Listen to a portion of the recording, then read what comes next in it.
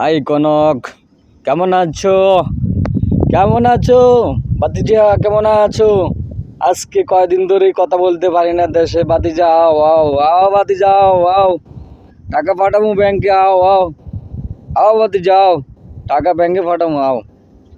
আজকেও নেটওয়ার্ক এখনো তো পাইনি, আমাদের এখনো প্রবাসী মাইয়া কান্দা ভাই করে বোনদেরকে অনুরোধ প্রবাসীর করবো টাকা যে জমেলে। তারা যেন এই ধরনের আও কোনো বাতিজা, গুজবে তারা তোরা যদি একবার প্রভাবিত বিদেশ না হয়। পাইতাম আও, তারা রেমিটেন্সটা আও পাঠাবে, বাতিজা আও, তাদের রেমিটেন্সটা অর্থ একবার যদি তোর পাঠানোর যেন পাইতাম রে বাতিজা। ব্যাংকে কোনো সমস্যা না হয়, তার এখনো বাড়িতে জন্যই কথা কিন্তু কইতে আমরা পারিনি, আমাদের নেট ব্যাংকিং এখনো চালু করেছে, এবং ওয়াইফাই চালু যে করছস। কমার্শিয়াল যে এরিয়াগুলো আছে এগুলোকে প্রাধান্য বহুত দিচ্ছি। আফসোস ফলে লাগে, আমরা দিচ্ছি তোকে ধরেন জ্বালা ব্যাংক যন্ত্রণা পাড়া, সেই হইনো, আমাদের কূটনৈতিক পাড়া, ঘুম টেনশন ব্যাংকিং এলাকা, সবকিছু হারাই ফেলাইছি, কূটনৈতিক এলাকা টেনশন প্রাধান্য করতে দিয়ে করতে। আমরা পরীক্ষামূলক দ্রুত আমরা ব্রডব্যান্ড আওয়াতি চালু যাও, করছি।